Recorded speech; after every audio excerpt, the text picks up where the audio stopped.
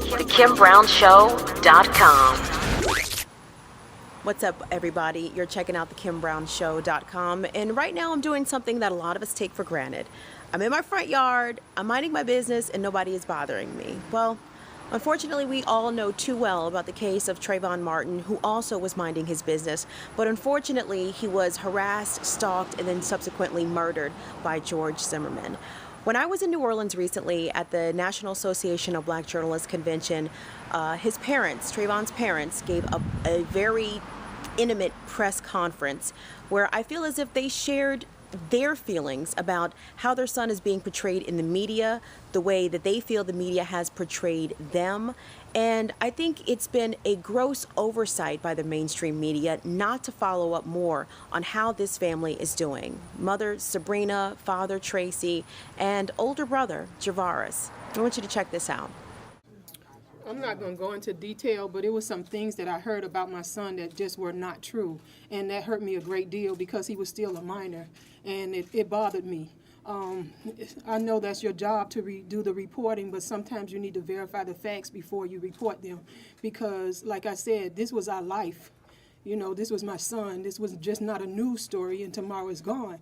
I have to live with this the rest of my life. He was a very loving child. He kissed me every day. At 17 years old, he would still kiss me. He would still rub my stomach. He still did those little things for me that I miss so much. Those are the type of things that I'm going to miss, and that's not being reported. You know, I would take him to school. I miss me riding him to school in the mornings. Those things. You know, every time I hear Sabrina speak, the pain in her voice is so obvious, and it's so completely heartbreaking. But her strength and resilience is unmatched, and same goes for Tracy, who in this part of the press conference really lets forth some of his frustration about the scrutiny that was given to his son, the victim in this case, about his character, about his background, about his behavior.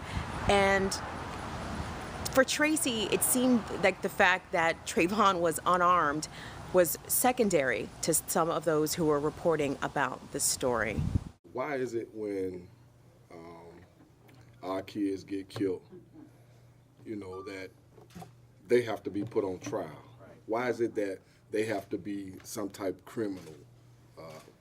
And they done did the research. Trayvon had no criminal history. So why is it that everything that's being put out in public, why he have to, you know, he this fight club, or he was this type of negative individual? Why can't we as parents bring our kids up to be upstanding citizens? Could you tell me? He's in his finna go in his last year of college. What criminal history does he have? So what I'm trying to say is, if he's of a certain lineage and he's doing the right thing, why can't his little brother do the right thing? Why his little brother got to be a criminal? Why we have to be bad parents? Why we can't be good parents? Why we can't love our kids? It's a crime for us to love our kids? And that's what's sad to me. That's real sad that America feels that even though we're separated, we can't love our kids, and we can't bring our kids up right, and we can't want a better education for our kids, or we don't want a brighter future for our kids. I want the same thing for my kids as the vice president wants for his kids. I feel as if we hadn't have been loving parents, we wouldn't have been at this point. Just not being able to live with the fact that our son was taken away from us and nobody was arrested and no one was giving us answers. That right there just motivated me that much more to say, nah.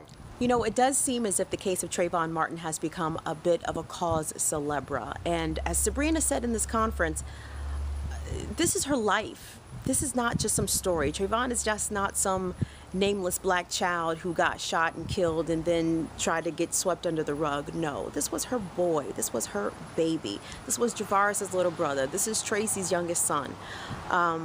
And the troubling thing is that the Legal Defense Fund for George Zimmerman has raised 3 times the amount of the Martins. And the Martins are accepting donations. As you can imagine, fighting for justice on behalf of your slain child is a full-time job.